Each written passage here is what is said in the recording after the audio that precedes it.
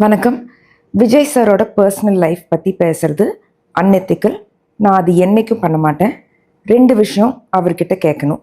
ஒன்று, நீங்கள் அரசியலுக்கு வர்றதுக்கு முன்னாடி மக்களுக்கு என்ன பண்ணியிருக்கீங்கன்னு ஒரு லிஸ்ட் பப்ளிக்காக சப்மிட் பண்ணுங்கள்.